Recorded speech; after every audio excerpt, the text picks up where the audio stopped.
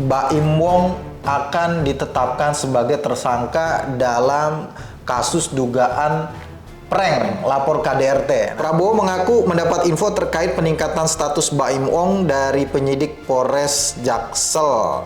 Ada fakta katanya sudah ada perdamaian, kemudian kok muncul masih ada peningkatan status ya? dan tetap masih berlanjut. Tidak serta-merta ketika ada perdamaian itu kasusnya itu selesai gitu. Nah, si Prabowo, si pelapornya ini masih tetap ingin melanjutkan perkaranya gitu. Tidak mau damai. Berarti kan tidak ada perdamaian di situ.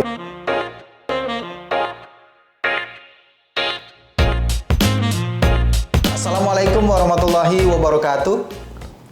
Kembali lagi di YouTube channel Halo Pengacara. Apa kabarnya sahabat Halo Pengacara? Semoga baik-baik saja ya.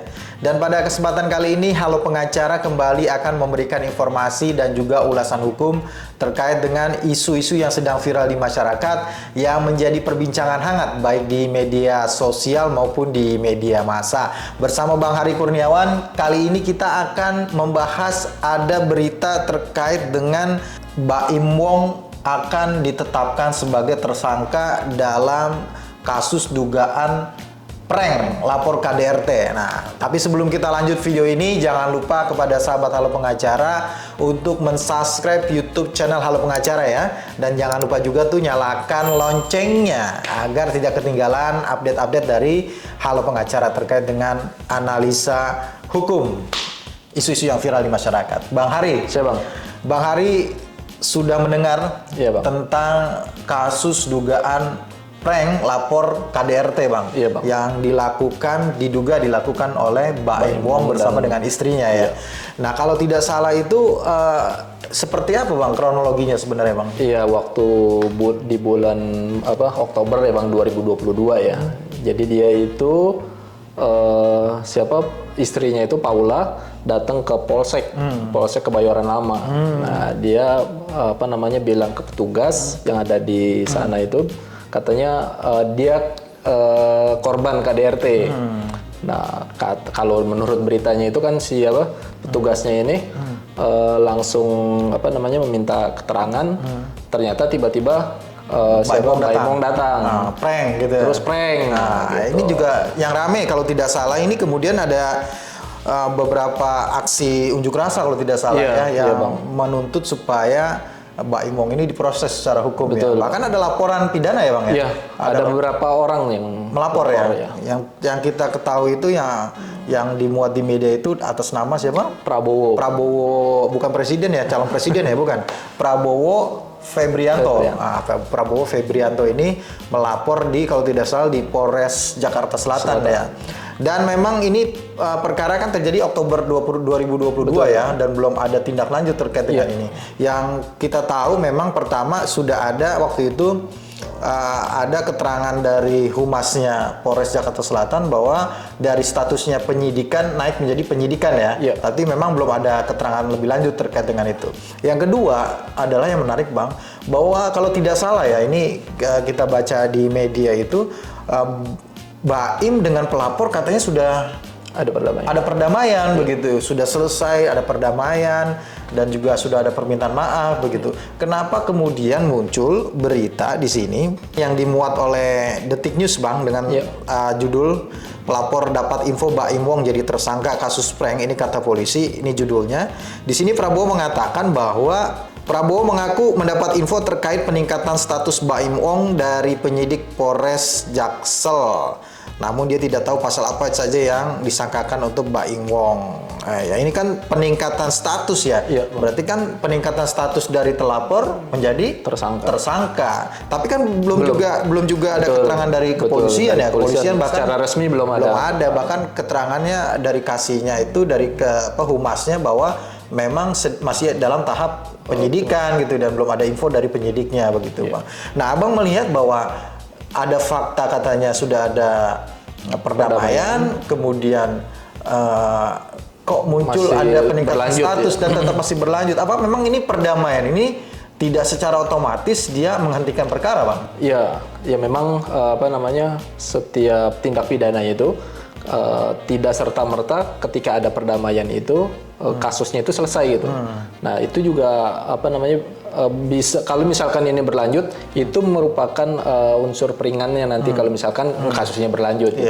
Ya, tapi nggak serta-merta dia di stop. Ya, tapi ada juga kan perkaranya yang perdamaian melalui mekanismenya restoratif justice ya. Betul. Artinya itu bisa menghentikan juga penyelesaian di luar pengadilan ya Bang ya. Berarti kan ketika si pelapornya ini masih tetap menuntut, berarti kan belum ada perdamaian. Belum gitu, ada Bang. Perdamaian berarti gitu ya. Dan kalau menurut keterangan juga belum ada pencabutan ya berarti. Betul. Kalau belum ada pencabutan berarti kan kasusnya masih tetap berlanjut ya. Nah, terkait dengan restoratif justice ini Bang, mediasi yang kemarin terjadi itu berarti bukan yang dimaksud dengan restoratif justice gitu Bang?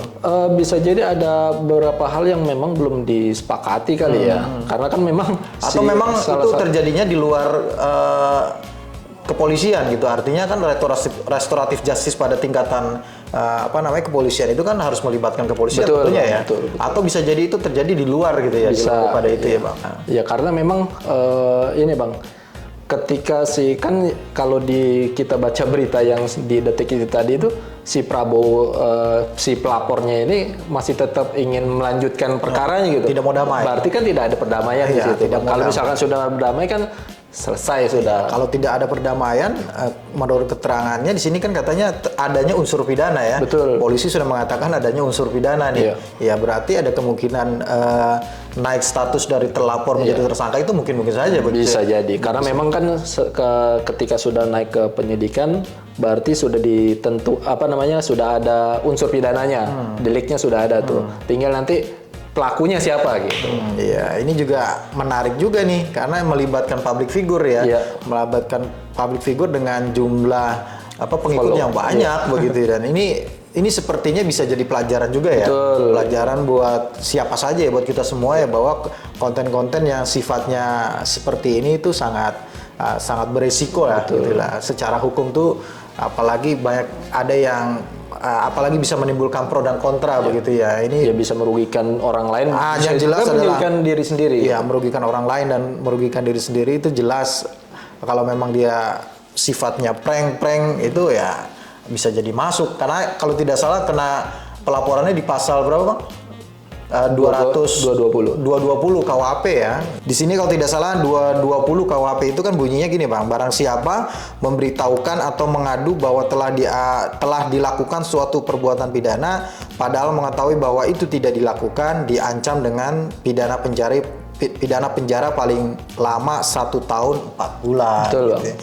Ya walaupun mungkin tidak ada ditahannya sepertinya ya, karena kan di bawah 5 tahun ya. Tapi ini kan ada ancaman pidana penjaranya begitu, dan ini menurut kita ya bagi seorang public figure ini menjadi sangat pelajarannya sangat berharga. Betul gitu. ya, harus hati-hati lah kalau misalkan membuat konten gitu ya, jangan sampai nanti ya itu tadi bisa merugikan orang lain juga bisa merugikan diri sendiri. Iya, ini pelajaran tidak hanya buat public figure ya, untuk semua gitu ya, sahabat halo pengacara pemegang handphone, smartphone gadget ya.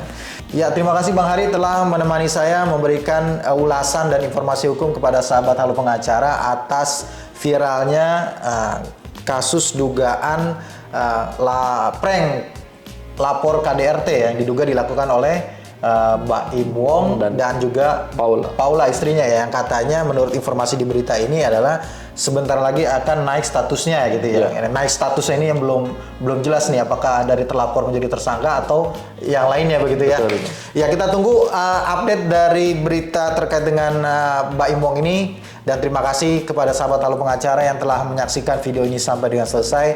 Jangan lupa terus dukung Halo Pengacara dengan memberikan like, comment, share, dan juga subscribe YouTube channel Halo Pengacara. Dan jangan lupa nyalakan lonceng agar tidak ketinggalan update-update dari Halo Pengacara terkait dengan analisa hukum atau ulasan hukum terhadap isu-isu yang sedang viral di masyarakat.